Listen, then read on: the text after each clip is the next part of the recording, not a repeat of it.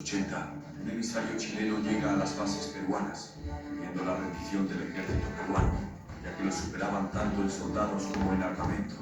La derrota era inevitable, pero en ese momento, con voz firme, el coronel Francisco Bolognesi gritó: tengo deberes sagrados que cumplir, y los cumpliré hasta quemar el último cartucho. 2 días después, se produce el enfrentamiento de las tropas chilenas contra las peruanas. Consciente de la inferioridad numérica y de recursos de su ejército, decidió resistir hasta el final. Bolognesi, liderando a sus hombres, se mantuvo firme, inspirando a sus tropas a resistir hasta el último aliento. Francisco Bolognesi cayó en el campo de batalla, herido mortalmente por las fuerzas enemigas.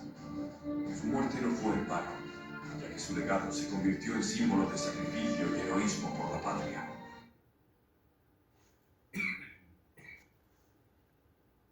La batalla de Arica fue uno de los enfrentamientos más heroicos y recordados de la Guerra del Pacífico. Ocurrió el 7 de junio de 1880 en la ciudad de Arica, cuando las fuerzas chilenas lanzaron un ataque decisivo contra las defensas peruanas que protegían el estratégico Moho de Arica. A pesar de encontrarse en clara inferioridad numérica, los soldados peruanos resistieron con valentía, convirtiendo esta batalla en un símbolo de honor, sacrificio y patriotismo. La defensa peruana estuvo liderada por Francisco Bolognesi, quien pasó a la historia por su célebre respuesta cuando se le pidió rendirse: tengo deberes sagrados que cumplir, los cumpliré hasta quemar el último cartucho. Inspirados por estas palabras, los defensores peruanos se prepararon para resistir el asalto final. Durante la madrugada del combate, las tropas chilenas avanzaron sobre las posiciones peruanas con gran intensidad.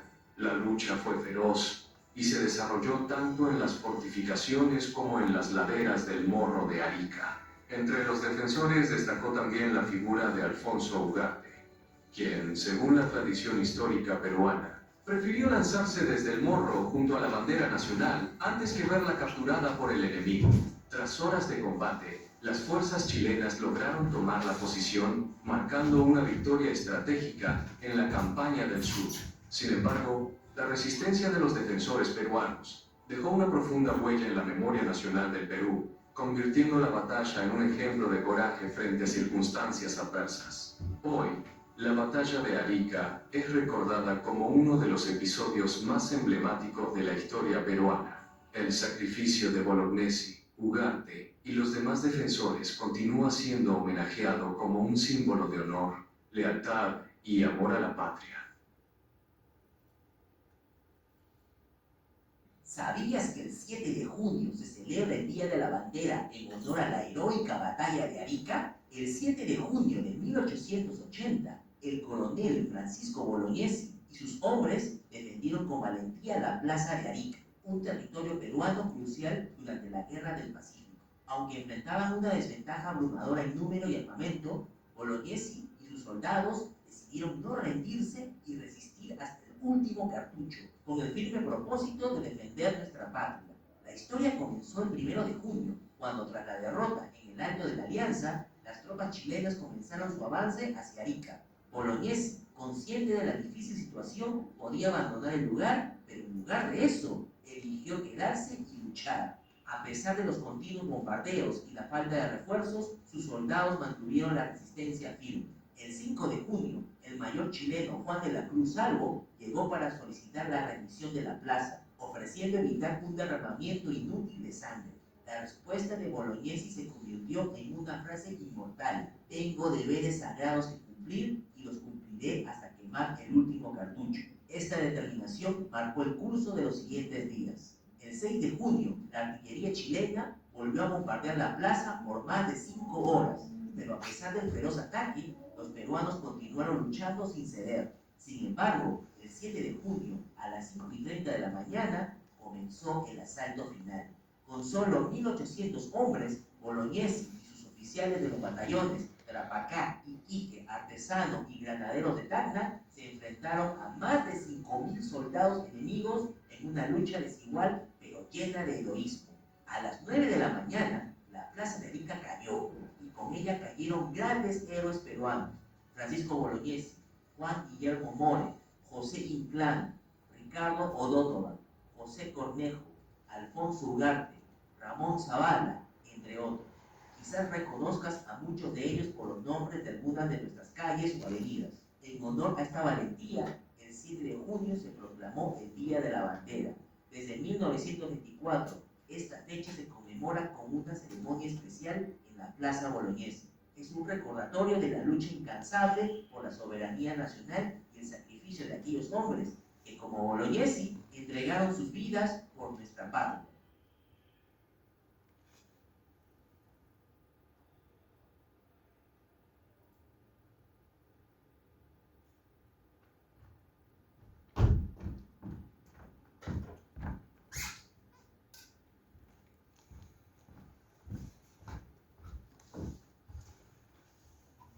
Muchas gracias.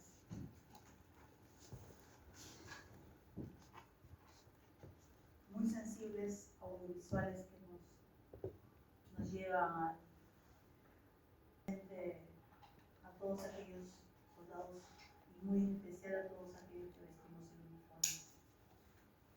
Continuando con nuestra ponencia, nuestro programa, la primera ponencia, a continuación se procederá a la presentación del primer expositor de esta tarde, nuestro coronel Ejército del Perú, Víctor Andrade Valverde, para lo cual previamente daremos lectura a una breve reseña de su hoja de vida. El coronel del Ejército del Perú, Víctor Roberto Andrade Valverde, representa una trayectoria marcada por el servicio a la nación, el compromiso institucional y la vocación permanente por la defensa y el desarrollo de nuestro país. Defensor calificado de la patria y veterano de guerra en el conflicto del Alto Cenepa con el Ecuador en 1995. Su vida profesional constituye un ejemplo de entrega de los ámbitos militares, académicos y de gestión pública. Formado como licenciado en Ciencias Militares con mención en el arma de Ingeniería en la Escuela Militar de Chorrillos, complementó su preparación con estudios de Derecho y Ciencias Políticas, así como especializaciones en seguridad, defensa nacional, gestión de riesgos de desastres y ordenamiento territorial y manejo de cuencas. Su constante interés por la investigación y la formación académica lo llevó también a realizar estudios sobre historia de América en la Universidad Autónoma de México, UNAM, fortaleciendo una visión integral del papel histórico y estratégico de las instituciones en América Latina. A lo largo de su desempeño, se ha desarrollado en importantes responsabilidades del Ejército del Perú y en diversas instituciones del Estado, destacando su participación en proyectos de infraestructura estratégica, seguridad institucional, administración hospitalaria y defensa nacional. Entre los cargos más relevantes que ejerció figuran el de ejecutivo en la construcción de la carretera transoceánica Mazocruz-Desaguadero, adjunto al agregado militar de Washington, D.C., Estados Unidos de Norteamérica, en asuntos relacionados con minas antipersonales, así como funciones especializadas en el Ministerio de Agricultura y Riego en materia de seguridad y defensa nacional y gestión de riesgos de desastres. Su experiencia profesional se complementa con una activa participación en instituciones dedicadas al estudio de la historia y el pensamiento nacional. Actualmente integra la directiva del Centro de Estudios Históricos Militares del Perú y del Instituto Libertador Ramón Castillo, contribuyendo así a la preservación de la memoria histórica y al fortalecimiento de los valores patrióticos. La trayectoria del coronel Andrade ha sido reconocida con diversas condecoraciones nacionales e internacionales, entre ellas la medalla del combatiente por la guerra con el Ecuador en 1995, la medalla por la pacificación nacional y distinciones otorgadas por instituciones históricas y patrióticas de Perú y Colombia. Estos reconocimientos reflejan no solo sus méritos profesionales, sino también su permanente compromiso con el servicio a la institucionalidad y la defensa y los valores nacionales. Su vida constituye el testimonio de una generación de militares peruanos que hicieron del deber, la disciplina, el amor al Perú, los principios rectores de su existencia. Con ustedes, nuestro coronel Víctor Roberto Andrade Valverde, al cual invitamos, nuestro coronel, a hacer uso de la palabra.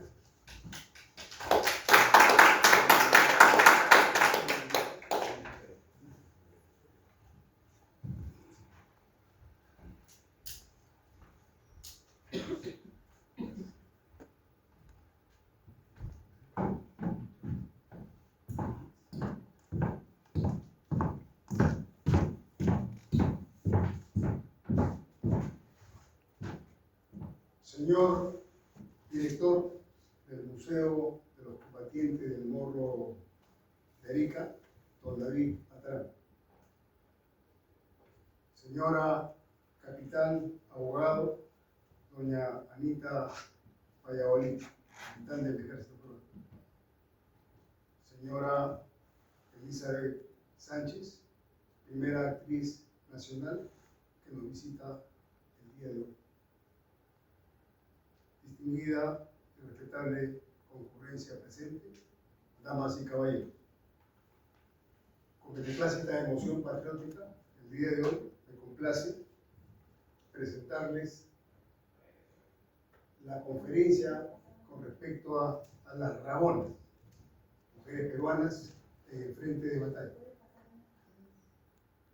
La presente conferencia va a abarcar los siguientes puntos: una introducción, historia, el rol y el estatus de la Rabona, origen del fenómeno social, las Rabonas en el testimonio de los viajeros y las múltiples tareas de las Rabonas en el frente de batalla, como armado de campamento, acarreo de víveres y combustibles, la cocina en campaña, lavado e higiene de las Rabonas enfermeras, las Rabonas canilleras, las Rabonas sepultureras, Rabonas cargueras, el más duro y arduo trabajo, las cargas, la rapidez con que actuaban, los hijos de la guerra, los partos, consideraciones, y al último daremos un mensaje final.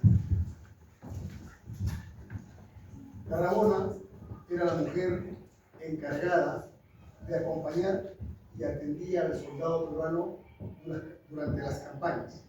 Su participación salta en la historia del Perú desde épocas muy ancestrales, pero con el devenir del tiempo, durante la guerra independentista, ellas fueron el personaje ideal y crucial para suplir las necesidades de los ejércitos y del Ejército Libertador. También estuvo presente en las guerras civiles internas, así como también en la guerra con Chile de 1879, durante los diferentes teatros, la campaña de San Francisco, Tarapacá, campaña de Tacna y Arica, campaña de Lima, campaña de Loreto. La tropa de Rabonas solía marchar a retaguardia, llevando cada una en sus espaldas un enorme rebozo bayeta, anudado sobre el pecho, con los útiles de cocina, su hijo, las ollas, la fajina. La fajina viene a ser la leña con la cual se cocina, la leña seca, ¿no? Y este personaje siempre acompañaba a su fiel esposo, a su hijo, o a su primo, o a su hermano. ¿Sí? La palabra Rabona merece por lo menos un homenaje global. Rendimos al soldado peruano ante el monumento nos hemos olvidado de este personaje. Este personaje que ha hecho mucho en la historia del Perú ha sido prácticamente relegado, cubierto con el manto del olvido y la indiferencia. ¿Pero por qué? Porque seguramente la Rabona no era hermosa, no era bonita, era la mujer autóctona, oriunda, la verdadera mujer peruana. Entonces, es necesario, justamente con este tipo de conferencias, reivindicar a este personaje. Siguiente, por favor. La Rabona, durante la guerra de la independencia, como ya le dije, la costumbre de llevar pareja a la guerra. Inicialmente, cuando viene San Martín en la campaña libertadora, viene justamente el mayor grueso de sus contingentes, eran gente de color, gente morena. Entonces, ellos se apegaron justamente a la costumbre peruana y a este contingente se adhiere justamente la zamba, la mulata, la mestiza y aún también la mujer autóctona, oriunda. Durante la anarquía de 1823 y 1824, Lima se convirtió en una olla de bandolero. Sin embargo, nuestros primeros jefes, Rivagüero y Torre, pasaron a los españoles varios cuerpos militares que relajaron algunas unidades para caer en el pillaje. Posteriormente, cuando vino Bolívar, Sucre denuncia estos actos de vandalismo y pillaje. La mulata, la mujer rabona de esa época, se había mal acostumbrado a andar en el caballo del soldado. Mayormente los contingentes de granaderos eran gente morena. Entonces, Bolívar y Sucre ponen orden y comienzan pues mediante un derecho consuetudinario, ellos también aceptan a mujeres en los contingentes. Y también, al igual en las levas, ellos también reclutan a estas personas. Siempre ocurre. Aquí tenemos una lista de cómo la mujer, la Rabona, atiende justamente a los soldados. Es la primera enfermera en el frente de batalla, es la que les da el alimento, aquí abastece, lleva la munición, carga, participa activamente, siempre al lado de los contingentes. Siempre. Acá la vemos a la Rabona en la batalla de Ayacucho. Son cosas que han sucedido, pero no lo transmitimos, obviamos a este personaje, así como hablamos últimamente en tiempos modernos de las montoneras, de las guerrillas, que apoyaron a Müller con caballo, con jinete. En los combates también la Rabona, la mujer peruana, tuvo una participación muy activa en estas batallas cruciales para la independencia de América.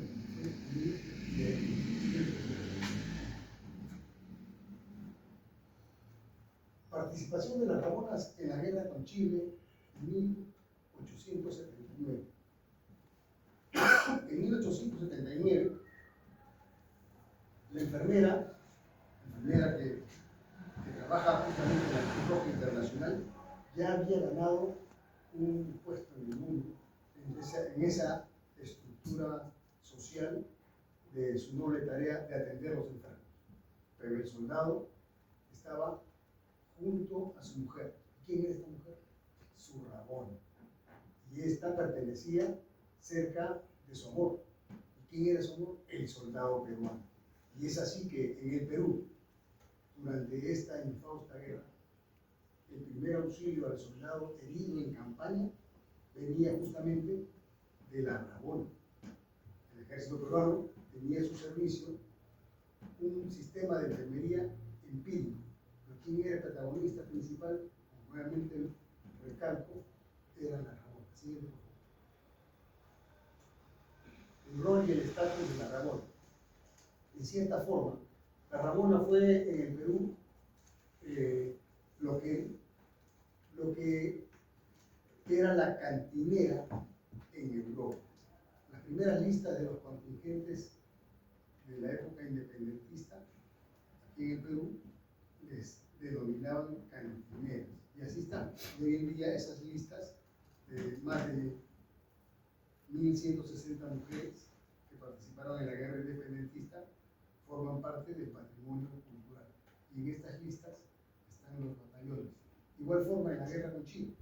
En la guerra con Chile, estas listas también, estas mujeres forman parte del patrimonio cultural. Entonces, algunas mujeres, como las cantineras, término europeo, desempeñaban en Europa servicios domésticos. Sin embargo, aquí en el Perú, la rabona fue la leal compañera del soldado. No confundir cantinera con rabona, porque el ejército de la Gran Colombia también vino con mujeres, pero a ellas le llamaban las marihuanas.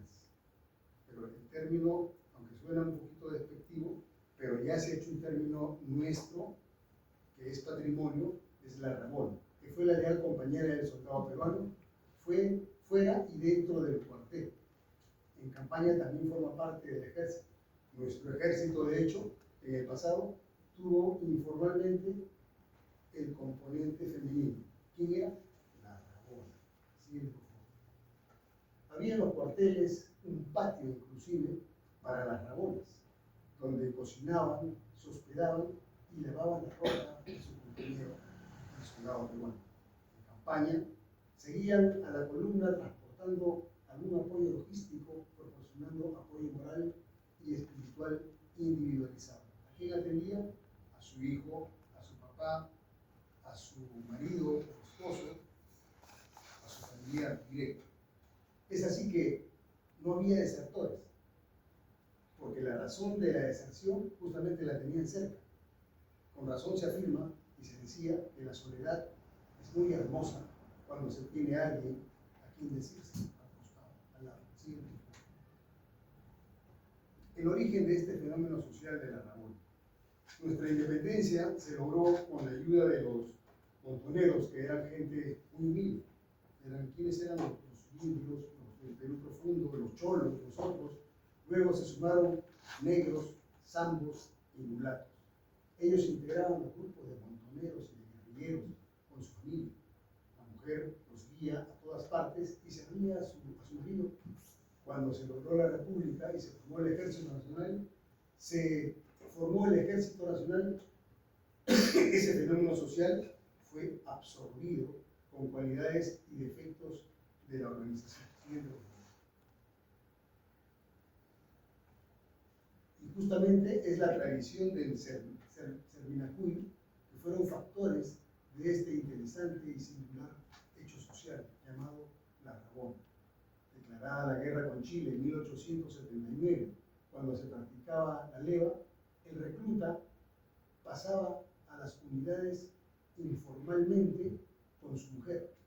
Hombre y mujer eran unidad inseparable en donde estuviere, y el ejército simplemente era un lugar más. Por eso que en las listas que vemos de este contingente que participó en la guerra con Chile de 1879, se coloca el nombre del soldado y al costado el nombre de la rabona, de su acompañante. Inclusive hay unas partes de esta lista donde está el nombre del soldado y 2 o 3 acompañantes. ¿Quiénes eran? Era la esposa, la mamá, la hermana, que ellos estaban justamente para atender el cuidado de este soldado en tiempo de guerra. Siguiente, por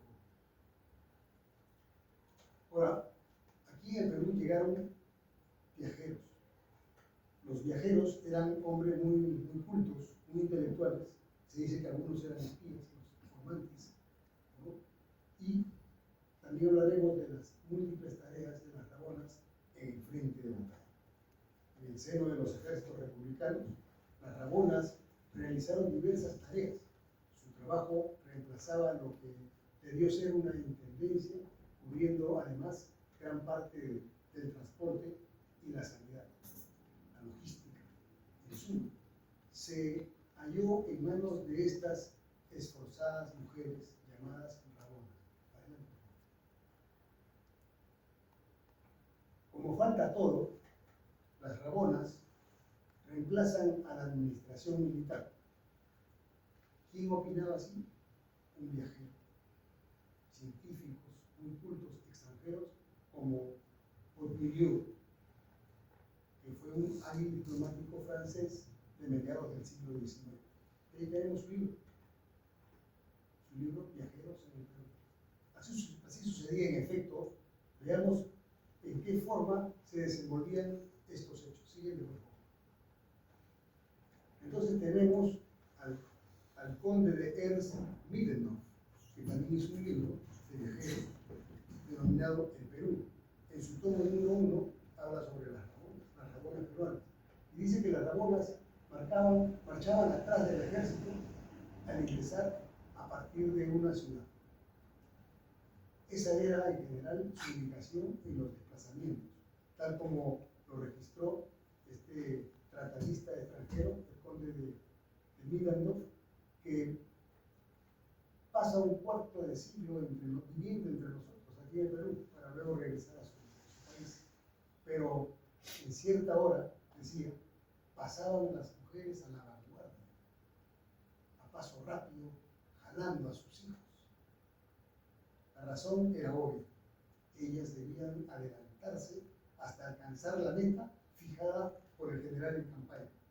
Quiere decir que ellas se adelantaban para conseguir, aparte de lo que cargaban, su hijo, su olla, su fajina, la leña y sus pertenencias, se adelantaban kilómetros, 60, 80, 100 kilómetros adelante, que era el punto ya fijado en campaña, para poder preparar los alimentos para cuando llegue ese contingente que venía cargando todos los pertrechos de guerra, llegue y encuentre la comida lista. Dicen que, por ejemplo, en Rancas, en la época de la independencia, en Rancas se reunieron casi 10.000 hombres, el contingente del Ejército Libertador. ¿Y quiénes eran las que cocinaban para esos 10.000 hombres? Eran las rabonas. ¿Y qué cosas hacían? ¿De dónde sacan las palas para cocinar a tanta cantidad de gente? Entonces tenemos nuestra herencia milenaria, que es la Pachamama. Hacían huecos en la tierra, huecos considerables, hasta de casi 1,5 metros, 1,80 metros. Cobaban y ahí cocinaban. Ustedes saben muy bien lo rico y delicioso que es la Pachamama. ¿Y qué cosa alimentaban a nuestro ejército? La papa. ¿Y qué papa comía? La que vemos hoy en día, que llamaba en esa época la papa cuchicina. ¿Y cuál es la papa cuchicina? Es la papa amarilla. Esa papa que comemos en el mercado medio amarillo con rojo. Esa es la papa cuchicina. Esa era la papa que comían nuestros ejércitos. Lo comieron también nuestros contingentes durante la guerra con Chile en 1879. En la siguiente. Entonces, una vez allí, no reposaban, como ya les dije, trabajaban, no descansaban, trabajaban. Al caer la noche, escogían, según se lee en los textos de la época, el mejor sitio para acampar. Enseguida descargan las mulas, amarran las riendas, amamantan y acuestan a sus hijos para levantar luego las improvisadas cargas. Llegaban con algunas, contaban ellas con algunas estacas y esteras traídas a la espalda, así como ramas y palos de los alrededores. ¿Sí? ¿Me puedes retroceder? Aquí hay un personaje, justo le he puesto en esta lista, que se llama Flora Tristán. Flora Tristán, durante su permanencia en el país, hizo un libro que se llama Peregrinaciones de una Patria. Y ahí también ella es la que da bastante información sobre las rabonas.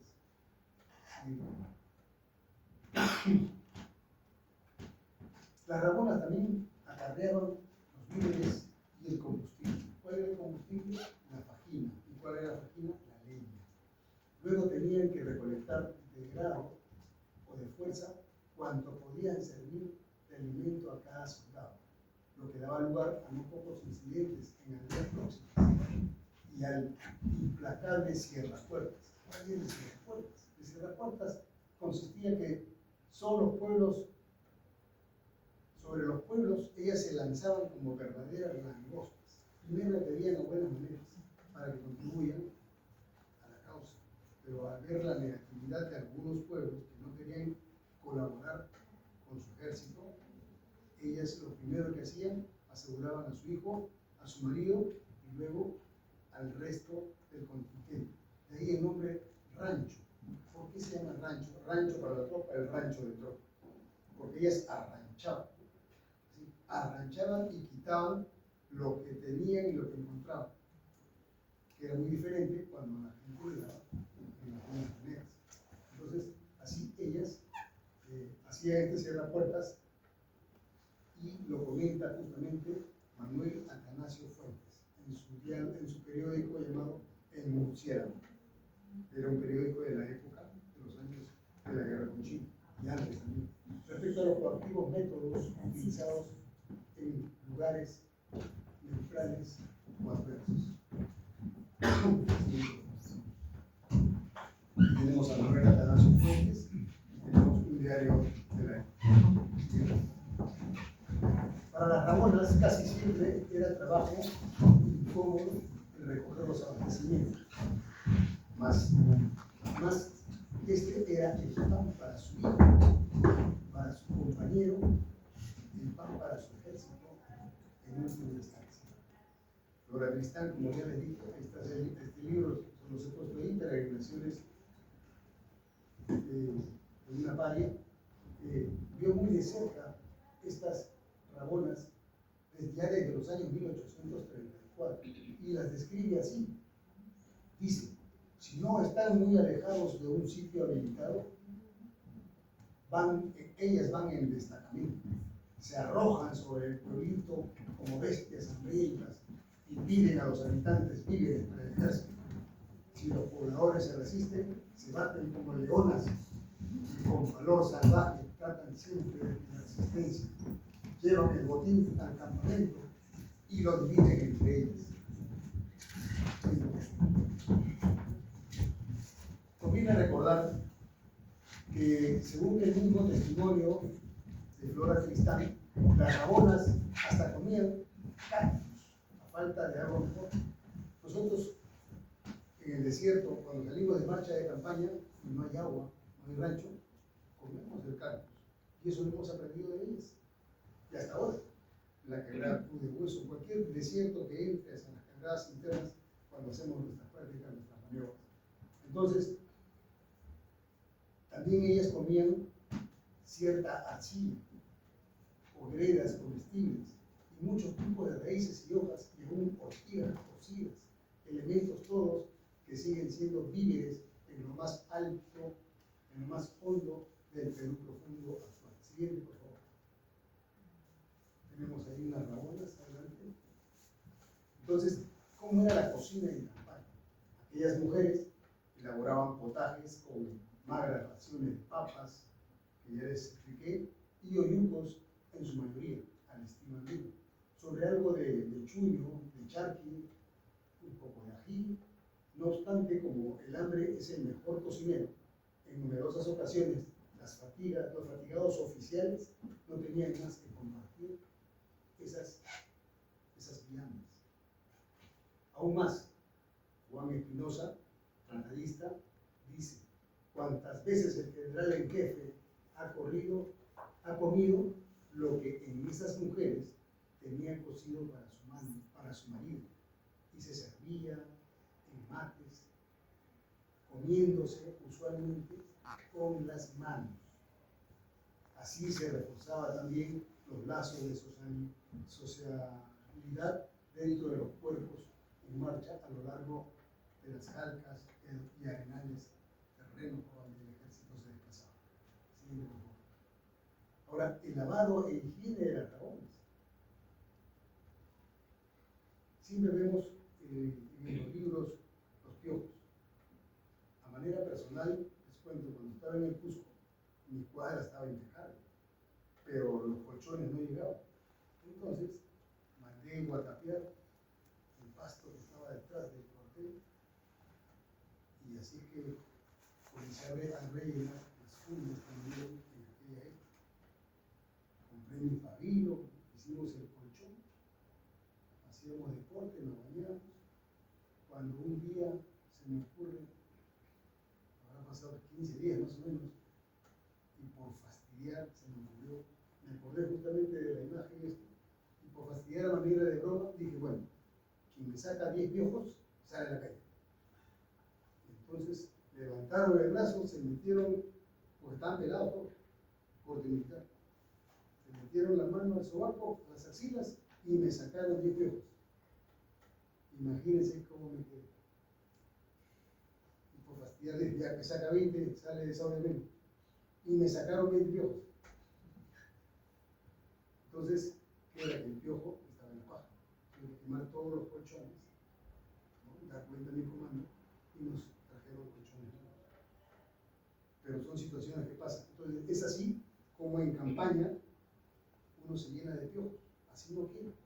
Porque los piojos, ¿dónde estaban? Estaban en la cola de los caballos. La cola de los caballos está hirviendo en piojos. Entonces, tienen que cortarle la cola del caballo. Entonces, las rabonas también tenían a su cargo todas esas pequeñas. Lavaban la ropa de su marido, les cosían los uniformes, ¿no?, de su hombre, remiendan para él. Cuentan diversos testigos de la época, entre ellos otro sabio francés, Alcides Ordigay, que los vio en su esplendor, y luego también el norteamericano George Stuart. Y dicen así: no se puede hablar del soldado peruano en esta época sin hablar de la rabona, comentaba Jorge Basada. En las tareas de higiene, la despioja,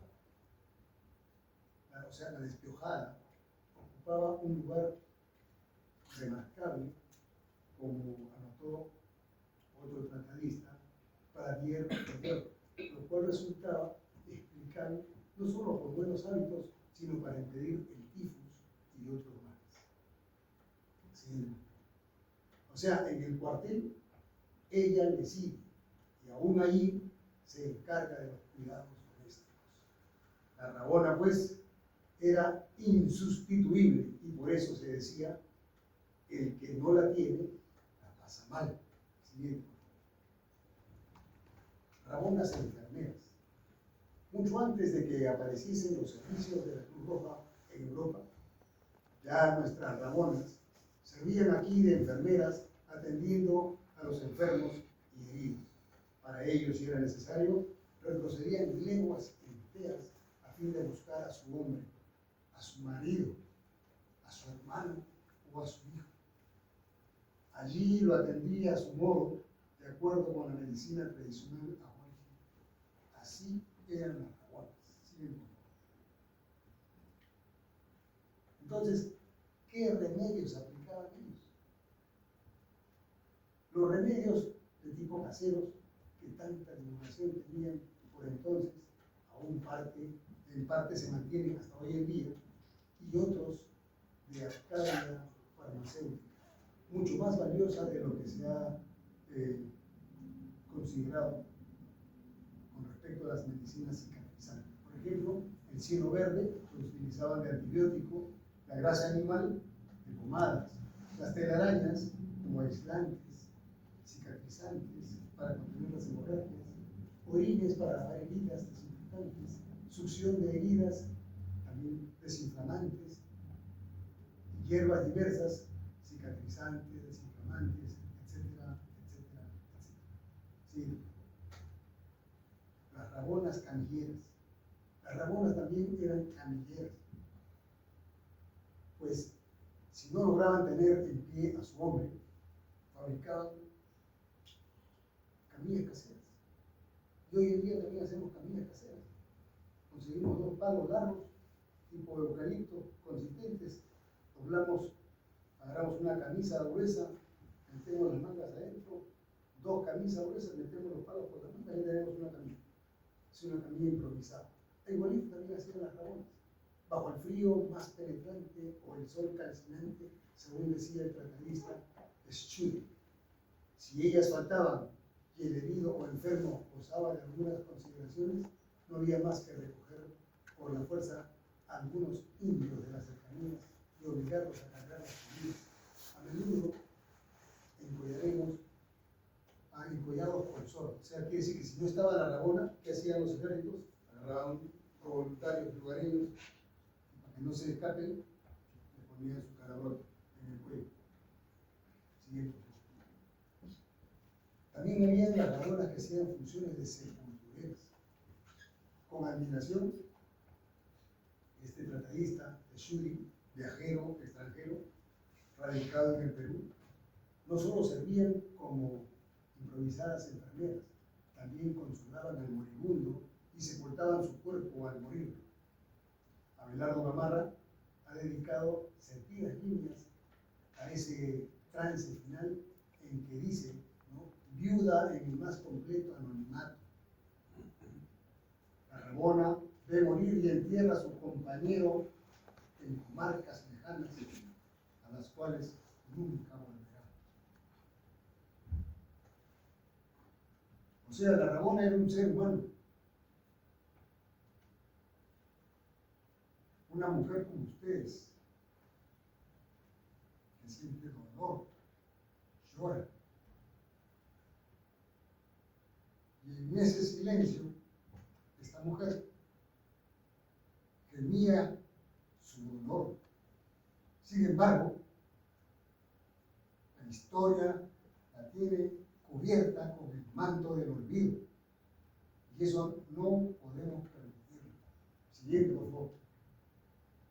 En verdad, con todas las molestias que podían acusar los altos mandos, las rabonas eran imprescindibles. Por eso, entre disgustos apenas disimulados, mariscales y generales las mantenían en el servicio. Texudy, dijimos que Texudy es un tratadista, es un viajero, un extranjero, son gente muy culta, muy inteligente, que eran los espías, veedores que venían acá al Perú, y ellos posteriormente han hecho sus libros, y hablan mucho de nuestra mujer. Entonces Texudy, que vio en plenitud las guerras de nuestros iniciales ejércitos republicanos, menciona el caso de un general peruano que sostenía que por ningún precio iniciaría una campaña sin tener tanta rabona como soldados. ¿Siguiendo? Pero el mayor aporte físico de las rabonas a los ejércitos se daba cargando abastecimientos y hasta equipos en las marchas terribles, porque nosotros, los peruanos, tenemos el territorio más agreste, que es el más escabroso del planeta. A decir de cuántos guerreros y sabios lo han vivido y sufrido en estudios y también gozado presencialmente en las campañas. ¿Sí? Ahora, las rabonas cargueras, duro trabajo, ¿verdad?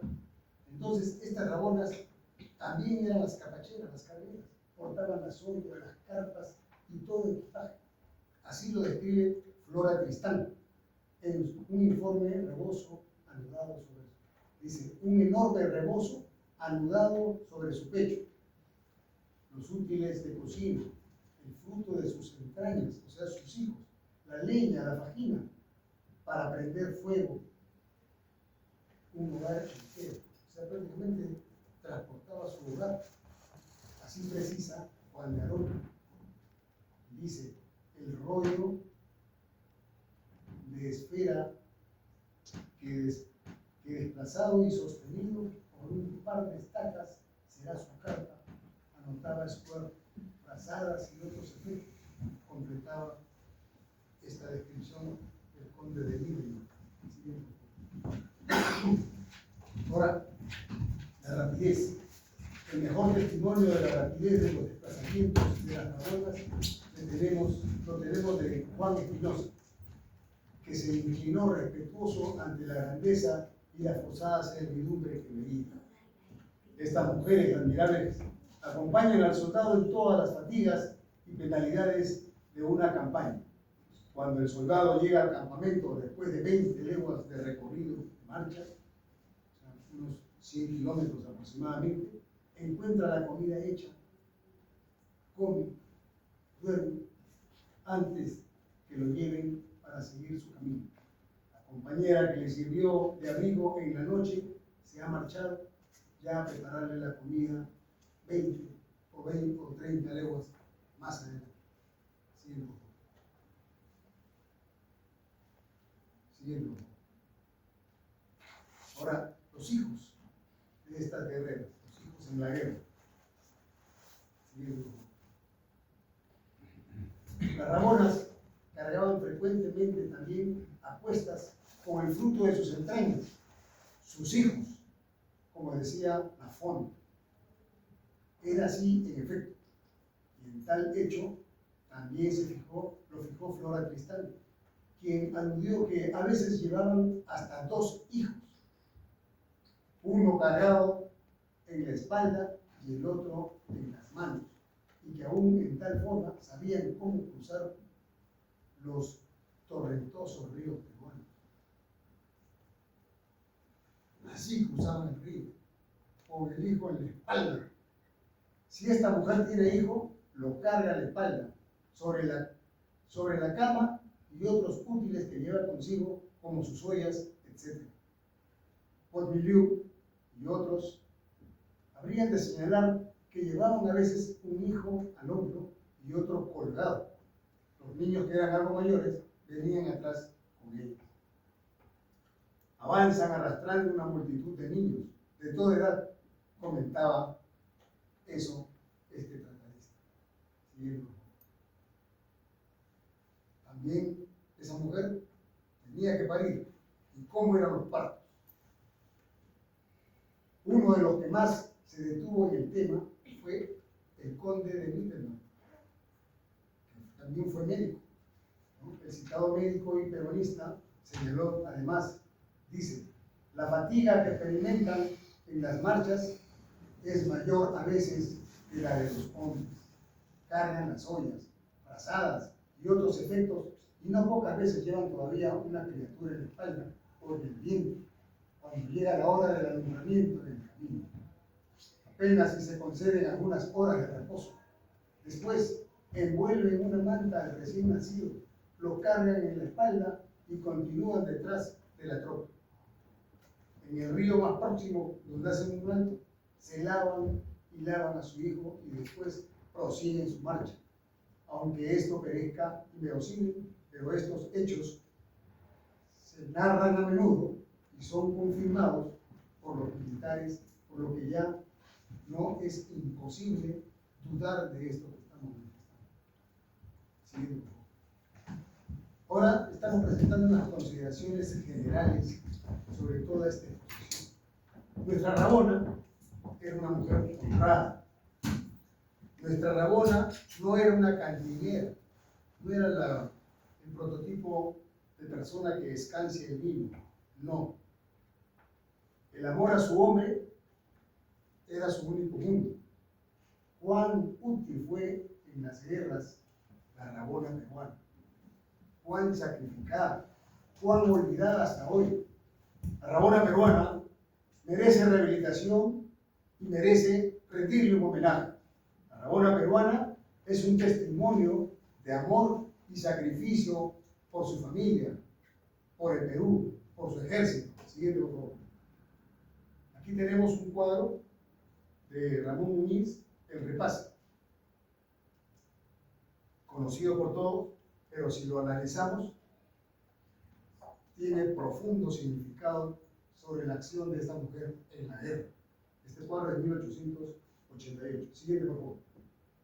Tenemos también a Antonia Moreno de Cáceres, que ella decía, y entonces me entregué con todo el ardor de mi alma apasionada, a la defensa de nuestra santa causa, dedicándome a la conspiración más tenaz y decidida contra las fuerzas de ocupación chilena. Antonia Moreno de Cáceres. Así es una mujer que también estuvo en toda la campaña de la guerra, acompañada de sus rabones. Siguiendo. El mensaje final. Aquella mujer, la Rabona peruana, era muchísimo más de lo que yo puedo vertir en estos momentos. Lo que esa mujer libraba era una continua labor, una continua lucha por la propia supervivencia en tiempos de guerra, entre penas, fatigas, dolores, enfermedades y aún desencantos amorosos. No exageraban unos versos muy sencillos que publicó un periódico limeño, Rímac, en 1889, que dice así: nuestro nido va a la espalda, si es preciso, el fusil. Todo mi alimento es coca, mi canto es un yarabí. Siguiente, por favor. Así marchaban a la guerra estas valerosas mujeres, a quienes la historia niega espacio todavía. Pese a todo tipo de penurias, ellas supieron cumplir con su deber, con honor, en las contiendas, llegando muchas veces al grado de heroínas, como lo fue Leonor Ordóñez y muchas peruanas más. Muchas gracias.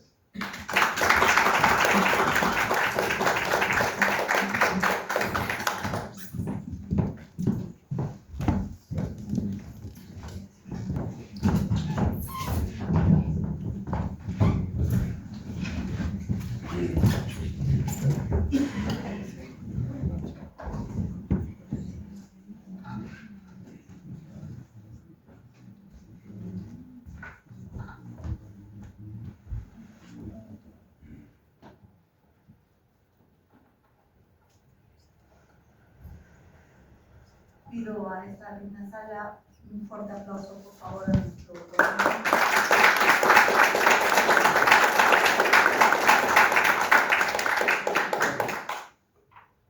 Magnífica ponencia, mi coronel. Más aún, tratándose de un defensor de la patria del conflicto de Alto Cenepa 1995. Damas y caballeros, nuestro coronel es también un héroe y aquí lo tenemos en esta sala. Muchas gracias, mi coronel, por sus palabras. Continuando con el programa, tenemos una segunda ponencia y a continuación se procederá con la presentación del segundo expositor de esta tarde, nuestro capitán Jaime Taipe Castillo, para lo cual previamente daré lectura a una breve reseña de su hoja de vida.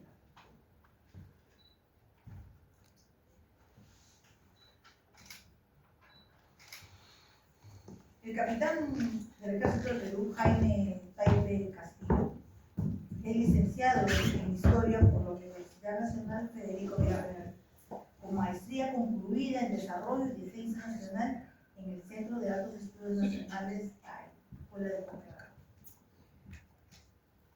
Ha ocupado el primer puesto en el concurso nacional de tesis en Historia en el año 2013, organizado por la Asamblea Nacional de Rectores y CONCITEC. Escribe artículos de historia militar y naval en las diferentes revistas de las Fuerzas Armadas del Perú, universidades, institutos de investigación, y también ha sido articulista invitado en los medios de prensa. Es paracaidista militar y autor de libros, tales como Insurrección de la Armada, Callao 3 de octubre 1948, Independencia del Perú, la historia detrás de la historia, vida y obra del general de división José del Carmen Marín Arista, vida y obra del general de división Juan Mendoza Rodríguez. Es militar y educador. En Historia de las diferentes fronteras del Perú, publicado por el Congreso de la República en el CAE, en la Escuela de Posgrado, respectivamente. Es un gran historiador al cual quisiera que le otorguemos unas fuertes palmas y lo invitamos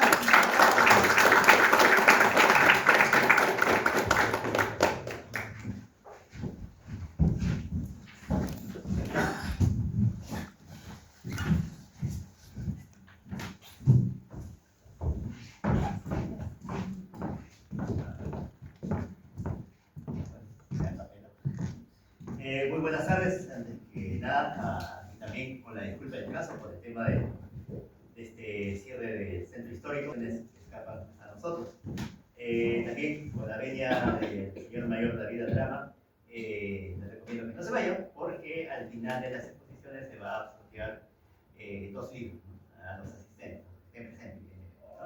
Bueno, sin mayor preámbulo, me ha correspondido tratar un tema a veces poco conocido, aunque ya en los últimos tiempos ya hay un cambio, ¿no?, respecto a la participación de nuestros afroperuanos, especialmente durante la guerra de Chile contra el Perú. Siguiente, por favor.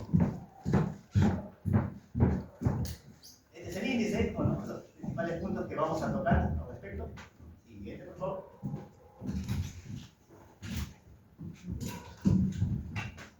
Un poco para ver los antecedentes, ¿no?, de lo que corresponde propiamente a las investigaciones y también a lo que es propiamente la historia de nuestros afroperuanos en este periodo. De repente, durante la exposición, voy a decir negros, ojo, no se vayan a tomarlo a mal, porque inclusive el que habla, por el lado materno, pues tiene descendencia afrodescendiente. Tengo familia en el sur chico y ya se imaginarán todo nuestro bagaje histórico y culinario. Siguiente, por favor. Un poco para ver los temas del antecedente, ¿no?, sobre lo que conocemos como la historia de nuestros afroperuanos, ¿no?, es que es un tema poco tratado, aunque en los últimos tiempos, como ya mencioné, ya se están dando mayores investigaciones, ¿no? Sabemos bien, cuando lo que hemos pasado por el colegio siempre nos hablaban de Ede, Grau, Bolognesi, Ugarte, ¿no? Antonio Gómez Cáceres, como ya indicó mi coronel quien me escribió la palabra. Sin embargo, hay personajes que también han contribuido con nuestra historia, sobre todo con la defensa de nuestro país, y sobre todo, cuyos nombres ya se están empezando a conocer, no obstante, hay muchos otros que permanecen esperando en los archivos, ¿no?, para que sean conocidos, ¿no? Y eso ocurre sobre todo en esta guerra de Chile contra el Perú. Sabemos bien, ¿no?, que durante los 3 siglos, y me refiero al periodo del virreinato peruano, ¿no?, este sector de nuestra sociedad fue considerado como objeto de esclavitud, ¿no? Eran comprados, inclusive hay películas, inclusive nacionales, y entonces se puede ver, ¿no?, con claridad, ¿no?, cómo los esclavos que eran traídos sobre todo del África, ¿no?, eran vendidos acá, por ejemplo, en el Callao, como pieza de oro, y se tenía en cuenta, pues, la dentadura, la postura, el sexo, pues, ¿no?, inclusive la contextura física, ¿no?, para todos aquellos que eran adquiridos. Bueno, siguiente, por favor. Ya sabemos, ¿no?, cuando hablamos de nuestros afroperuanos, siempre están vinculados, o lo vinculamos al tema de la esclavitud, el culto religioso, si no preguntémosle quién pintó el Señor de los Milagros, o quién es Martín de Porres, ¿no? Y también hay investigaciones que lo vinculan con el bandolerismo, ¿no? Ya sabemos que nuestros negros llegaron a esta parte del continente gracias a Fray Bartolomé de las Casas. Haciendo un poquito de historia, y bien es cierto, cuando se dio la conquista de Tahuantinsuyo, nuestros indígenas muchas veces fueron sometidos, llegaron a las minas y evidentemente tuvieron que enfrentar también las enfermedades que eran traídas por los europeos. Y cuando la población decayó indígena, ¿qué pasó? Tuvieron que traer a los afrodescendientes, bueno, promovidos por Fray Bartolomé de las Casas, ¿no?, con la intención de reemplazar la mano de obra en ese momento. Siguiente, por favor. Siguiendo con los antecedentes, ¿no? Por el color de su piel, muchas veces tuvieron que padecer el maltrato de la sociedad, incluyendo la humillación y la muerte. Y un referente al respecto, ahora que hablamos de visibilización, ¿no?, y de que se debe combatir el racismo, creo que un referente importante de que se enfrentó a lo que ahora es problemática en la actualidad es el santo San Martín de Porres, bueno, cuya mamá pues era una negra liberta, Ana Velázquez, ¿no?, y que a pesar de haber tenido ciertas dispensas como el que había logrado su libertad, porque sabemos bien un poco por historia que el papá del santo peruano pues, era un hombre con cierta influencia, ¿no?, durante el virreinato, permitía pues, tener esas dispensas. Sin embargo, eso no significaba de que ya quedara librado, ¿no?, sobre todo en el caso de los hijos, como en el caso de Martín, no sabemos muy bien. Inclusive no pudo ser sacerdote solamente por el color de su piel, ¿no? Siguiente. Durante la República, ¿no?, nuestros afroperuanos también hay presencia. En este caso me baso en José Antonio del Busto, ¿no?, en donde se dice que hay presencia, sobre todo en la batalla de Junín y Ayacucho, ¿no? Y debemos tener en cuenta también que San Martín dio una primera libertad, pero para aquellos que nacieran después de la independencia, ¿no? Aunque también hay un detalle más. El 21 de octubre de 1820, el general San Martín crea la primera bandera, con un propósito militar y no con el sueño de San Martín, en que San Martín llevaba ahí Caparacas, con un plato de carapulcra con su sopa seca y después terminó brindando con cachines y todo aquello al pie de una palmera y ahí se inspiró, como pasaron las marihuanas, ¿no? Se inspiró la bandera. Ese es un cuento de Abraham Barrenuma que ya muchos sabemos. Dentro de ese propósito militar de crear la primera bandera, estuvo presente la población afrodescendiente. Curiosamente, la primera unidad o el primer grupo militar, ¿no?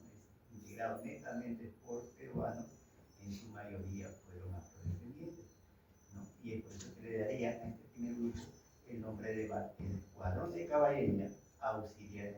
¿Auxiliares por qué? Porque apoyarían al ejército que venía junto con San Martín, ¿no? Tanto chilenos y argentinos.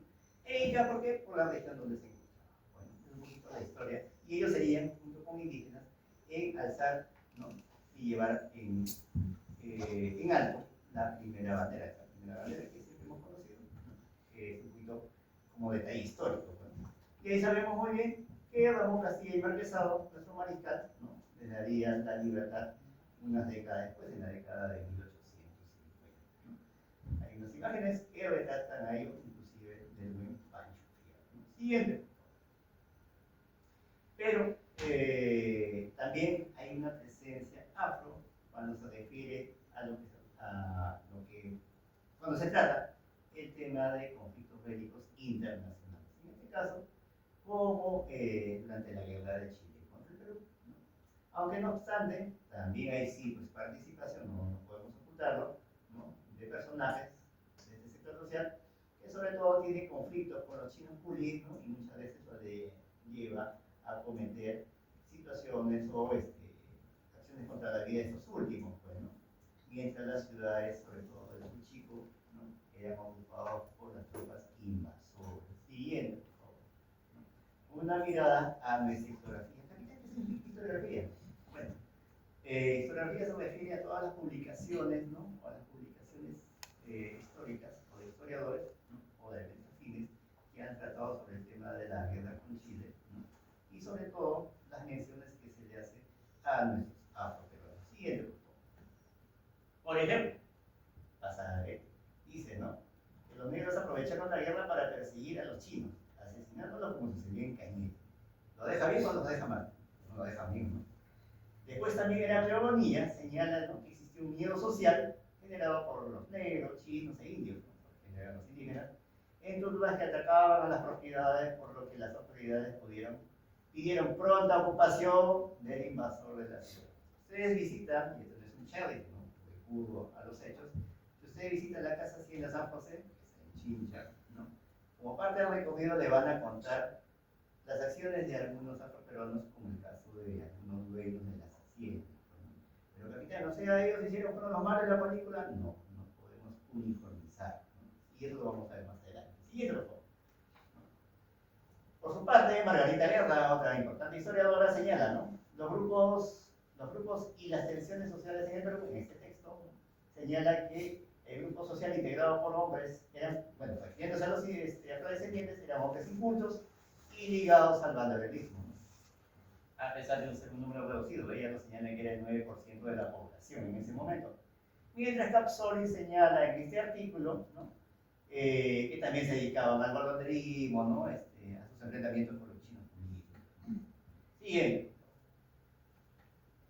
Sin embargo, José Antonio del Busto, ¿no? Otro historiador que ha contribuido a la historia, también a la historia afrodescendiente, señala que sí participaron defendiendo al territorio nacional. Entre ellos, ya se mencionó, al cabo Alfredo Maldonado, a los artesanos de Tacna, a un personaje también, Pablo Luave, ¿no? Y a Lumete Mira, que por lo voy a mencionar más adelante. Y otros personajes más que han contribuido, inclusive hasta con su propia vida, han logrado la defensa del país. Siguiente, por favor. Siguiente, ya con este cambio, esta nueva mirada hacia los afrodescendientes, también nos encontramos con el historiador Manuel Sanutelli, que en su libro libro, El Almirante Grau y la Plata Menor del Huáscar, señala o resalta el espíritu patriótico de los afrodescendientes, especialmente aquellos, ¿no?, que integraron el Batallón Constitución, ¿no? Y que le recomiendo, y que ahí permite un cherry, ¿no? En la fortaleza de Real Felipe hay una placa donde se hace mención al Batallón Constitución y ahí aparecen los nombres y algunos personajes afrodescendientes. Y también, ¿no?, señalan en esos textos también los padecimientos que enfrentaron estos personajes, ¿no?, cuando fueron tomados prisioneros después de esta contienda, refiriéndose al combate de Mayo. Siguiente, por favor. Los afroperuanos y la guerra chilena del Perú, 1879-1883. A veces sucede que piensan que, me ha pasado más con mis escolares, que piensan que la guerra solamente duró meses, a lo mucho un año, ¿no? Y a veces se tiene que aclarar, es una guerra bastante extensa, ¿no? Son 4 años en donde la población peruana, ¿no?, tanto civiles y militares, niños, mujeres, adultos, pobres y ricos, tuvieron que hacer los esfuerzos mayores, ¿no?, para poder enfrentar a un adversario, ¿no?, mejor equipado, ¿no?, con mayor número de efectivos, ¿no? Siguiente, por favor. Sabemos que el 5 de octubre de 1879 el vecino país de Sur declara la guerra de nuestro país, ¿no?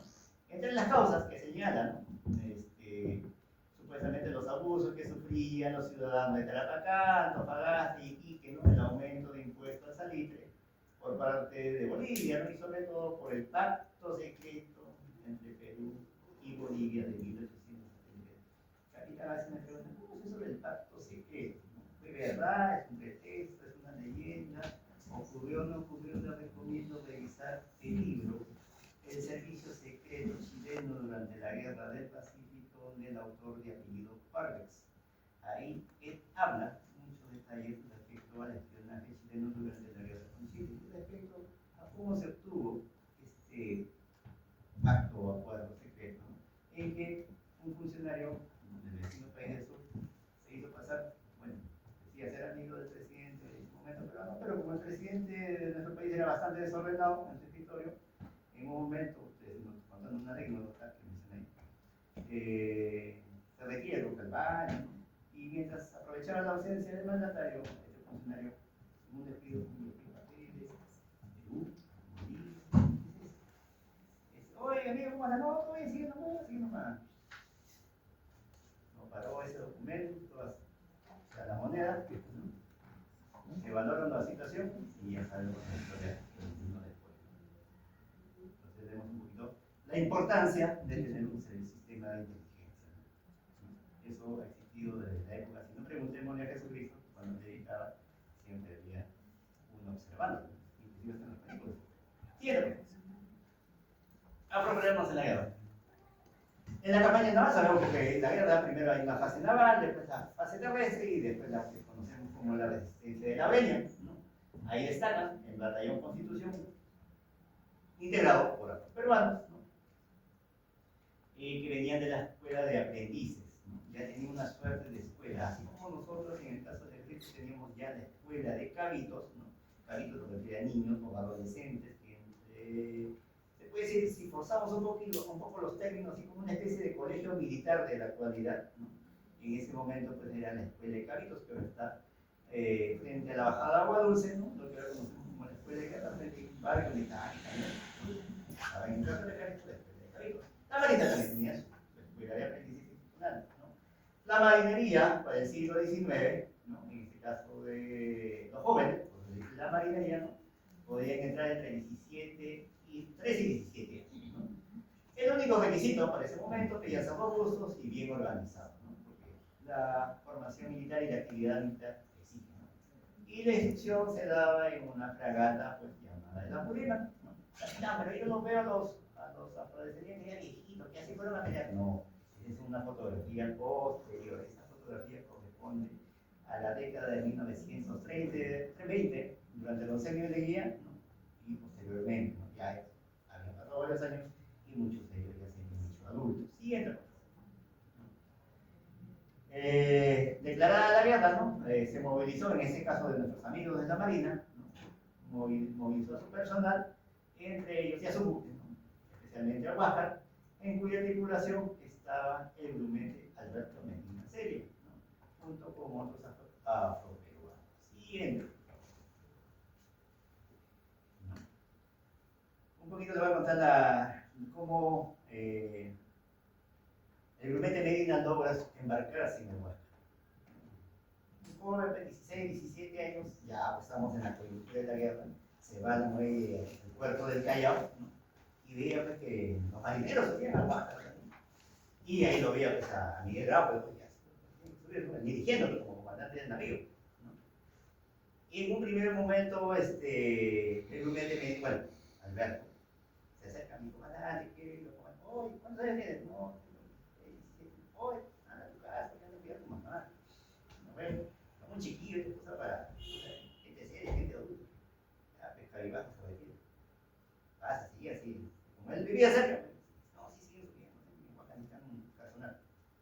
A la segunda también, como dice coloquialmente, lo chotearon. A la tercera, como él escuchaba, que decía mi comandante, mi comandante, mi comandante, ay, se preparó, sube y se acerca. Y ahí la frase que dice, ¿no? Dispense mi comandante, yo deseo quedarme en el Huáscar, quiero morir con usted. Ante esta frase, y ante esta expresión, Grau se conmueve y dice, ya, únete a todo. Se va, siguiente por favor. Y sabemos lo que ocurre durante el combate de Angado. Grau muere, Medina logra sobrevivir, pero también es testigo de la muerte de sus compañeros, ¿no? Muchos de ellos afrodescendientes, como es el caso de Pedro Pablo Unanue, ¿no? Natural de Cañete, ¿no? Quien en un intento por colocar la bandera, porque se había caído producto de los disparos, ¿no? En uno de los mástiles, ¿no? Es alcanzado por una bala enemiga provocando su muerte, ¿no? Siguiente, por favor. En el caso de... en el caso de cómo termina el grumete Medina, ¿no? Sabemos bien que hubo intentos, cuando murió Grau, ¿no? De querer hundir el Huáscar, pero no se logró. Si no me equivoco, el último oficial en comandar este navío es el Pedro Gareso, si no me equivoco, corríjame por favor, ¿no? Intentó abrir las válvulas para poder ser hundidos, ¿no? Pero no se logró. Ya sabemos bien que la marinería chilena aborda el Huáscar y lo captura, lo restaura y después utilizan el Huáscar en contra de nosotros en las siguientes contiendas. Pero ¿qué pasó se tomó prisioneros, entre ellos al grumete Medina, y fueron llevados a Santiago, ¿no? Y se dice, así como nosotros tenemos acá cerca pues, nuestro Jirón de la Unión, en Santiago, en esta ciudad, también tiene sus calles principales, ¿no? Y a manera de burlarse, ¿no? De las tropas peruanas, en este caso la marinería, pues, ¿no? Hacían este tipo de comentarios, porque muchos de ellos eran también afrodescendientes. ¿Qué decían? Los peruanos son todos negros, tienen los labios gruesos como los salientes, ¿no? Y la parte blanca de los ojos tiene un tinte amarillo muy pronunciado, ¿no? No obstante, con el pasar del tiempo y de acuerdo a las negociaciones diplomáticas, el grumete Medina logró regresar con vida a nuestro país, ¿no? Él fallecería en 1948, y si les gusta un poquito más de la historia, les recomiendo visitar el museo, el cementerio Argentino y Río, ¿no? En el Callao. En la cara ven ubican la Cruz Mayor, detrás de la Cruz Mayor, ahí está la tumba al grumete. He tenido la oportunidad de visitarlos, la recomiendo y un poquito también para conocer la historia, ¿no? De los personajes. Siguiente, por favor. En Arica, ¿no? Siguiente, por favor. Sabemos que ahí perdió la vida Bolognesi, Ugarte, Gávara, Tarhués y mucho más. Pero también estuvo presente en nuestros afroperuanos, ¿no? Ahí resalta la figura del cabo Alfredo Maldonado Arias, ¿no? Quien haría estallar un polvorín, ¿no? En medio de la batalla, ¿no? Sacrificando su vida y la del enemigo. Siguiente, por favor. Eso significa en términos militares enemigo, ¿no? ¿Y cómo ocurre la actuación de Maldonado? Siguiente, por favor. 2 días antes de la batalla, Cabito, ¿no? Jovencito de 15, 16 años, o menos, ¿no? Le pide autorización a su superior. Algunos dicen que fue el propio Bolognesi que le pidió permiso, ¿no? Dice, por favor, ya sabemos que va a pasar lo que tenga que pasar, puedo ir a despedirme de mi madre. Aprovechen ir, pero eso sí, con la condición de que vengas a pelear. Antes, a diferencia de ahora que nos tenemos que firmar documentos para sentirnos comprometidos antes, y por eso sí recordamos a nuestros abuelos, como decían, la palabra empeñada, ¿no? La palabra empeñada, ¿no? Con mi palabra es pongo en juego mi palabra, ¿no? Y era prácticamente, si no cumplías tu palabra, era un deshonor para la persona, ¿no? Bajo esa condición, ¿no? Maldonado se va a despedir a su madre, y evidentemente, como toda mamá, ¿no? En uno de los momentos, porque ya presentía, ¿no?, lo que podía pasar, ¿no?, le dice, ¿no? Hijo mío, por este vientre que te llevó 9 meses, no regreses a la batería, quédate, ¿no? O sea, le robaba, le suplicaba que se quedara, ¿no?, junto con él, ¿no? Que evidentemente una madre no quiere pasar a su hijo. Siguiente, por favor. Alfredo se arrodilla, la abraza y le contesta, ¿no? Vale más un hijo que muere cumpliendo con su deber que uno que vive faltando a él. La madre comprendió la decisión de su hijo, jovencito él, y parte, se despide y regresa a su puesto de combate. Siguiente. Ya sabemos lo que ocurre el 7 de junio de 1880, ¿no? El enfrentamiento entre ambas tropas. Dicen algunos 5.000 de parte del adversario, poco más, poco menos, 1.500 en el caso peruano, poco más, poco menos, pero nosotros más estábamos en tierra y un pequeño navío que teníamos que más servía como batería flotante, a diferencia del adversario que sí nos cañoneaba, nos atacaba desde el mar y también desde tierra. Siguiente, por favor. ¿Y cómo termina la acción de Maldonado? Sabemos que Bolognesi cae herido, y es por eso que aquí tenemos uno de los ambientes que se le llama en la pintura de Juan Lepiani, ¿no?, el último cartucho, ¿no? Vemos a Bolognesi recostado, ¿no?, disparando. ¿Por qué, capitán? Porque previamente, en el enfrentamiento, le cae un disparo, eso es lo que provoca su caída. Pero a pesar de eso seguía disparando, viendo la palabra que había dicho el 5 de junio, ¿no? Tengo deberes sagrados que cumplir y los cumpliré encima del último cartucho. Pero ¿qué provoca la muerte de Bolognesi? La tasa establecida de un soldado enemigo. De ahí, al poco rato, vemos saltar a Ugarte, ¿no?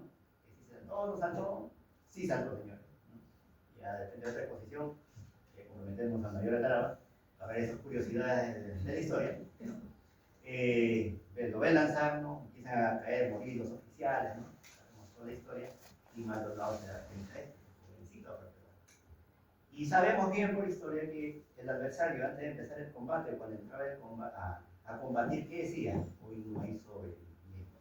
¿Qué significa eso? Que sí o sí, el personal, las tropas peruanas, asisten o estén en tienda de campaña, iban a ser asesinados, ¿no? De paz, cosas famosos de paz. Si tienen a mayor inquietud al respecto, lean las memorias de Marita Benito, ahí habla de los famosos de paz y como incluso a él lo convocaba, lo corregía. Maldonado se da cuenta de ello y sabía que lo que se venía, por más que él tratara de escapar, le iban a capturar, pues ya sabemos, la superioridad numérica de armas, ¿no? Dice, no, acá igualito, haga lo que hago y igual me van a agarrar. Y ve un grupo de soldados esperando. Oye, Alfredo, ¿qué hacemos? Se está muriendo, ya murió el coronel igual está lanzado, pero ¿qué hacemos? Se están muriendo los oficiales. Vamos a Santa Bárbara. Oye, ¿qué vas a hacer? Vamos, ¿no? Tú sigue, ¿no? Santa Bárbara es un lugar donde se han almacenado los explosivos y también la artillería. Y han escuchado también el tema de las minas que no se activaron y todo lo demás. Él logra activar, algunos dicen un dispositivo, otros dicen que prende una mecha, ¿no? Y bueno, voy a repetir las palabras de grueso calibre de Maldonado, pero allá entre ajos y cebollas y otros aderezos, decía, abusivo de qué, pero todo porque ustedes son 5.000 y nosotros 1.500.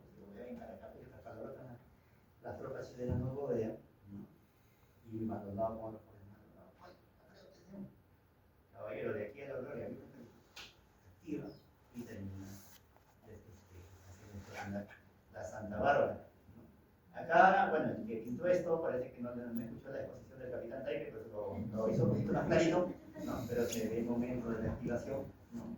Y el momento también de la destrucción. Claro, murieron él, sus compañeros, soldados peruanos y también tropas chilenas. Pues, sacrificio que hizo en ese momento, pues, ¿no? Siguiente, por favor. Día después, ¿no? Ya pasada la batalla, su mamá logra encontrar de su hijo, no solamente la cabeza y uno de los brazos, de lo que pertenece a su criatura, ¿no? De la cristiana sepultura por un tiempo en uno de los cementerios cercanos a Arica, y posteriormente, a comienzos del siglo XX, sabemos que se construye la cripta de los héroes, es una cúpula, el cementerio Felipe Maestro, y los restos serían trasladados, ¿no? Otro dice que es una manera de reconocimiento, una manera por ese momento, en donde se le ha dedicado un mausoleo, una de las tumbas, dedicado a este joven, ¿no? Pero abandonado. Inclusive porque se sabe de su historia, porque son los documentos de la historia chilena que hablaba de él, ¿no? De este jovencito que afrodescendiente que logró activar los explosivos, ¿no? Que después lo recogería el historiador peruano Rubén Vargas Ugarte en un libro que se llama La campaña, o la batalla de Arica, perdón, un libro anaranjado, bastante voluminoso, y ahí habla sobre el Perú. Siguiente, por favor. Camila, ¿y dónde podemos más encontrar a los afrodescendientes? También hay, acá, ahora se pueden acercar. Este es un cuadro bastante conocido, el último cartucho de Juan de Piani, siguiente, por favor, ¿no? Que representa la batalla de Arica, y es la flecha, ¿no? Y posteriormente, donde está, van a ver la presencia de un afrodescendiente, ¿no? Que es un marino. En este caso es un marino. ¿Qué es un marino en tierra? ¿No? Se me han preguntado, hasta en universidades muy conocidas y muy antiguas, un marino en tierra. Lo que pasa es que después del combate de Acá, prácticamente nuestra marina quedó bastante reducida, por no decir casi desapareció. ¿Y qué pasaba con los marinos que sobrevivieron? Tuvieron que venir a tierra y a pelear. No pregúntele a Juan Pani, a esto de las evoluciones que ahora vemos, ahí dice compañía Juan Pani, que es esas evoluciones, en honor a este personaje, son un grupo de marinos que tienen que venir a combatir, ¿no? En tierra, tanto en Arica y también en la defensa de Lima, que es el año siguiente, en enero de 1880. Siguiente, por favor. Y respecto a la defensa de Lima, ¿no? También hay otros personajes, ¿no? Como el afrodescendiente Agustín Salas, natural de Chincha, ¿no? Que es el tamborcito, el tambor de obra, ¿no? Que iba tocando la música delante, ¿no? Y que pertenecía en el batallón Ayacucho, que después integró la guarnición de Marina, ¿no? Él, lastimosamente, el 15 de enero, en la última batalla durante la defensa de Lima, ¿no? Es herido y uno de sus brazos queda discapacitado, ¿no? Siguiente, por favor. También hay resistencias, y ahí viene la fase de la resistencia, o lo que conocemos la resistencia de la Breña, también en la costa Obo, y por ahí también serían protagonizados por nuestros afrodescendientes, sobre todo los que conocemos, bueno, las investigaciones que he podido hacer respecto al sur chico, ¿no? Como la zona de Sunape, Cañete, El Carmen, San José, donde queda esa capital en Chincha. Y cuando van entrando de Lima hacia de sur a norte, de norte a sur, seguimiento de Lima, con el Chincha, van por la carretera, van al entreno. Entrega a Sunape, más allá, entrega al Carmen, entrada a Tarán.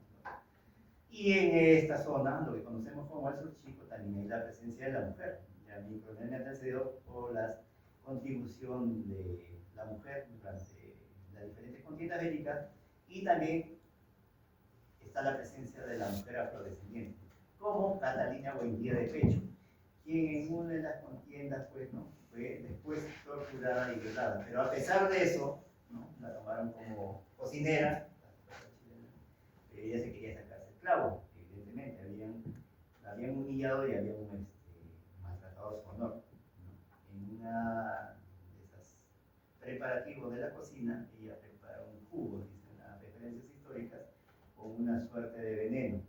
Pero como las tropas chilenas sabían que nuestra población, ¿no? Hacía resistencia, todo tipo de resistencia, también sabían que podían ser envenenados, ¿no?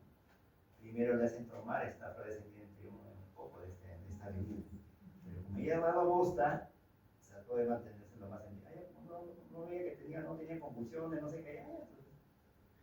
El resto de las cosas se empezaron a tomar salud, y después, cuando ya empezaron evidentemente a todos los cólicos y empezaron a botar lo que tenían que botar por la boca, Catalina Buendía de pecho se desplomó satisfecha porque había logrado su cometido. A costa de su vida, ¿no? Ella se había cobrado venganza, logrando la muerte de nuestra tropa chilena, bueno, que en ese momento estaban en presente. Y es por eso que ahora, en el Chile, ustedes van a ver colegios, institutos, con el nombre de esta heroína afrodescendiente, que a veces, ¿no?, pasan desapercibidos en nuestra historia, pero estamos a tiempo, y es trabajo de los historiadores, ¿no? De los buenos historiadores, ¿no?, ir a los archivos, investigar, juzgar, estar ahí, no todo está en Wikipedia, no todo está en ChatGPT, ¿no? Siguiente, por favor. Posteriormente, la guerra que tenían capitanes, entonces eran recibidos como héroes, tenían todos los beneficios, no, lastimosamente, no era así, ¿no? Por ejemplo, ya mencioné a Agustín Salas, ¿no? Recién, después de casi 17 años, se le reconoció la pensión por invalidez. ¿Recuerdan que quedó inutilizado su brazo? Después de 17 años, prácticamente el siglo XX, tuvo que esperar para recibir una pensión. En el caso de Grumete Medina, ¿no?, a pesar que estábamos en el oncenio, leía que todo era fiesta, que sí, que leía para acá, los militares que ven, que eso así, nos utilizaban. Porque, por ejemplo, Grumete Medina recién en 1927 pudo ingresar al centro. Por el caso de otro personaje, ¿no?, le negaron su pensión. A pesar que leía durante su oncenio, ¿no?, les daban condecoraciones, qué ceremonia, los invitaban, vengan para acá, yo soy con ustedes, sácate rey y todo lo demás. ¿No? Muchas veces no les concedían la pensión. Y él, a manera de conclusión, ¿no?, los afroperuanos participaron en la defensa de nuestro país, sí. No todo fue malo, no todo fue bandolerismo, no todo fue bronca con los chinos, no, también pelearon con nuestra integridad y nuestra dignidad nacional. No son pocos los ejemplos de nuestra historia, en los archivos, no solamente de la capital, sino en las regiones, ¿no? Ahí duermen todavía los nombres de los personajes. El detalle está en salir e investigar, ¿no?, a recorrer. Y los historiadores no solamente están aquí en Lima, ¿no?, en provincia hay muchos historiadores, incluso, como dicen, autoridades, te acuerdo que dicen algunos, ¿no?, los que tienen afición, pero a veces, pues, encauzarlos, pues, ¿no?, motivar este tipo de temas para que se haga esos nombres. De repente por ahí tenemos un familiar, ¿no?, que ha combatido y no lo sabemos, ¿no? Investigaciones más exhaustivas nos permitirían sacar a la luz los nombres de aquellos hombres y mujeres de color, ¿no?, que merecen ser reconocidos por todos nosotros. Si nosotros no vamos a nuestros héroes, a nuestros personajes, sean hombres, mujeres, niños, adultos, pobres y ricos, ¿quién nos va a hacer? Entonces, para evitar ser esa sociedad muchas veces desagradecida, ¿no?, o egoísta, y es hora, conozcamos nuestra historia, ¿no?, que nos una, ¿no?, para hacer y para tener referentes, ¿no?, mañana más tarde, en defender esta casa, esta gran casa llamada. Siguiente, por favor, ¿no? Aquí una frase, ¿no?, que dice, porque a veces me preguntan, ¿por qué tanto que la bandera, que protegerlos, que esto, que lo otro? ¿Qué sentido de patria? ¿Cómo?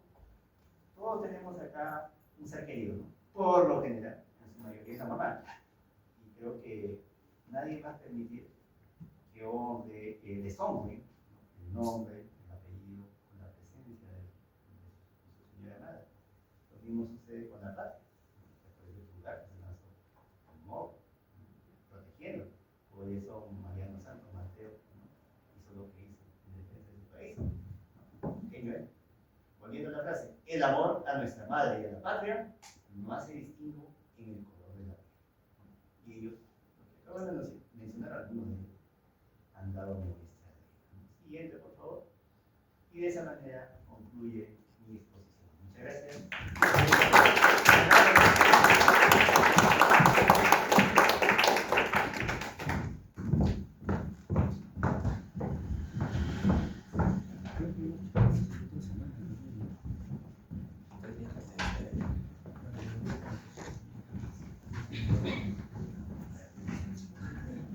presentamos nuestras felicitaciones al capitán de Ejército del Perú, Jaime Taizé Castillo, por la magistral ponencia del día de hoy. Muchas gracias, capitán.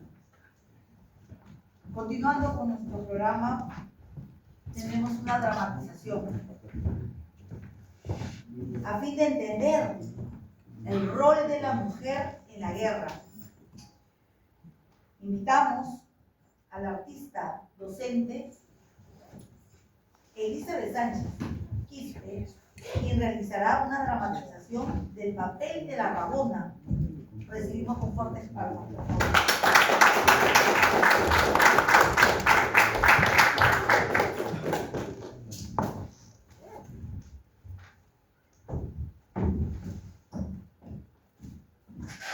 Las Rabonas. La Rabona consoló, enjugó lágrimas, calmó la sed y curó las heridas del soldado. Interpuso su mano ante el indefenso caído y el enemigo que lo repasaba. Imploró, lloró amargamente frente al cadáver que era todo su mundo. Lo ayudó a bien morir. Le cerró los ojos y lo enterró.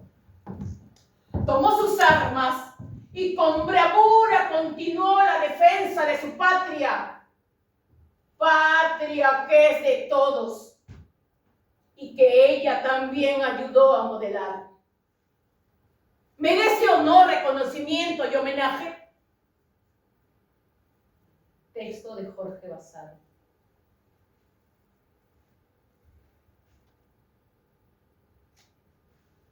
Yo soy Leonor Ordóñez Churichaqui, de Huancaní, raíz que no se quiebra.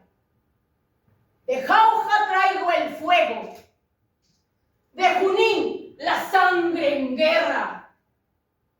No nací para el llanto, ni para doblar la vida. Vengo de una tierra golpeada, pero erguida. En San Juan enterré mi esposo con mis propias manos, sin cruz, sin despedida. Y en lugar de enfrentarme al filo oscuro del destino, de mi llanto hice armas y de mi luto mi camino. Los chilenos cruzaban como bestias Curipampa, causando serie de destrozos, incendiando nuestras casas, nuestras tierras, violando a nuestras hijas, nuestras hermanas, a nuestras esposas. Y en cada grito herido nació más mi valor. Y en cada grito herido nació más mi valor. Fui, bajé, donde se congregaba la resistencia. Y ahí con 41 campesinos nos levantamos, con rabia, con fe y con ciencia. Nos enfrentamos a los enemigos. Y aunque el mundo crea que fue una batalla sin honor, los peruanos luchamos con valor. Fue una lucha desigual. Me capturaron. Me apresaron, me insultaron, me golpearon, me humillaron, quisieron verme rendida, pero no se arrodilla quien ya entregó su vida. Y si mi voz se apaga, que cada cerro grite que aunque yo muera, no me entierro y por siempre. ¡Viva ¡Viva! ¡Viva!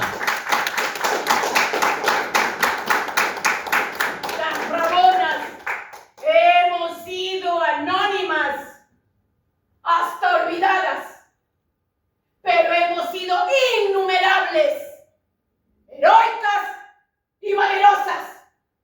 ¡Viva la mujer campesina! ¡Viva! ¡Viva! ¡Viva la mujer peruana! ¡Viva! ¡Y que viva el Perú! ¡Viva!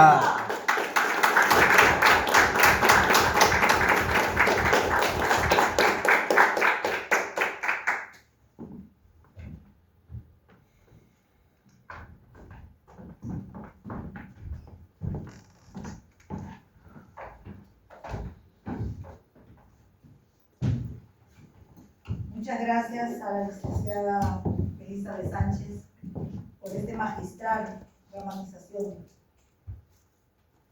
que nos lleva a una sensible meditación de nuestra historia. Y es que esta casa se esfuerza para tales hechos. Con ello queremos sensibilizar a cada uno de ustedes este trabajo que esta institución viene realizando. A continuación, culminando con el presente evento académico, se invita a nuestro mayor David Catarama Escuela, director del Museo de Combatientes del Morro de Arica, a darnos palabras de clausura a este magno evento. Mi mayor.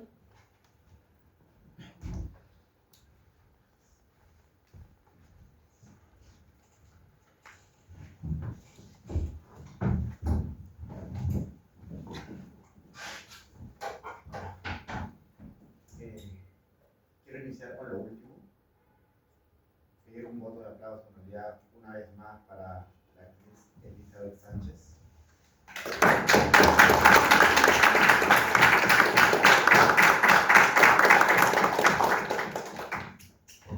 Al momento de hacer esta interpretación, estoy seguro que también como yo ha sentido esa sensibilidad, esas fibras que nos ha tocado para poder entender un papel tan importante como es el papel de las rabonas.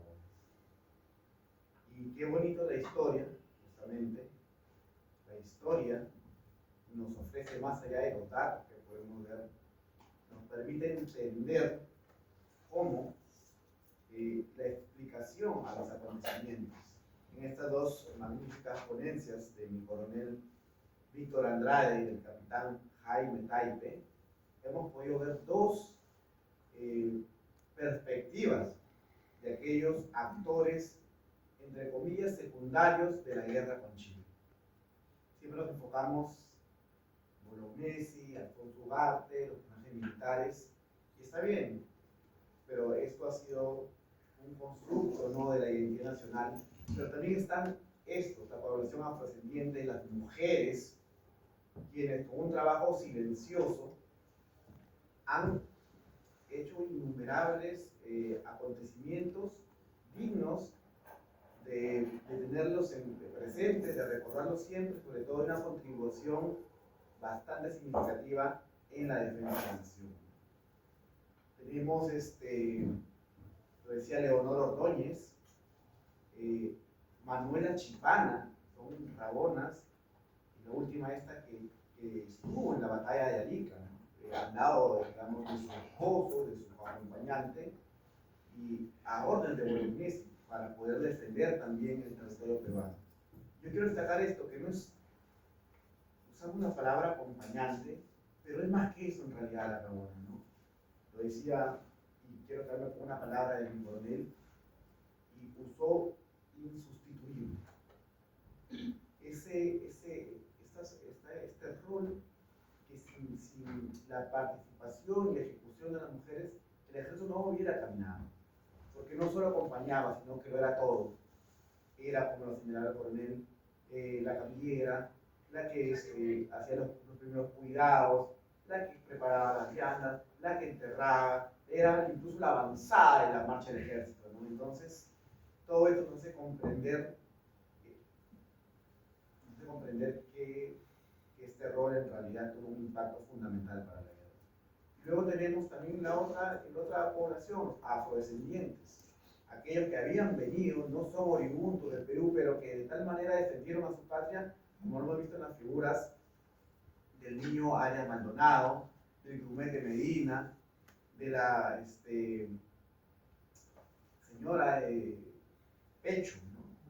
Buendía de Pecho. En realidad, quienes no conociéramos estos datos, digamos, nos invita a la reflexión para poder entender lo que ellas han hecho por, primero, defendiendo la patria, y más allá de eso, de este concepto de nación, de Estado, que de repente tampoco lo comprendían, pero simplemente por el honor de defender a sus paisanos, a sus coterráneos que están al costado. Yo creo que eso es muy importante, ¿no?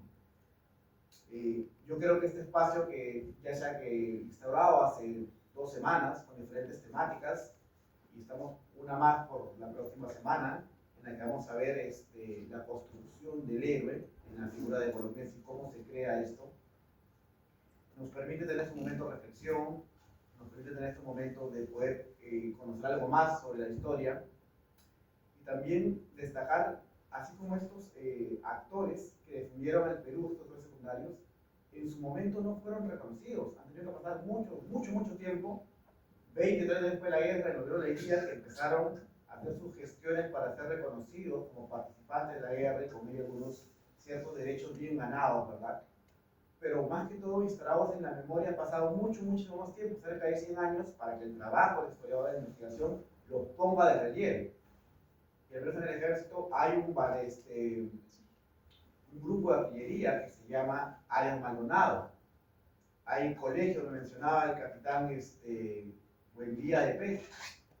Y así de esta manera vamos reconociendo la memoria de estos personajes, casi 150 años después de lo acontecido, ¿no? Entonces, permítanme transmitirles mi plena satisfacción por las tan grandes ponencias, por la participación de ustedes, agradecerles por su asistencia. Espero los puedan acompañar la próxima semana también. Y 2 cosas para finalizar. Va a haber un sorteo de libros, gracias al capitán Saife, que nos ha donado 2 libros entre todos los participantes. Y ahorita vemos la manera en cómo sorteamos tal vez este libro, no sé, una pregunta, voy a hacer, ¿no? Para que la responda, pues nada, estos libros. Y luego un pequeño brindis, ¿no? Para ya cerrar nuestra jornada de evento. Muchas gracias una vez más, agradecido por acompañarnos en esta tarde.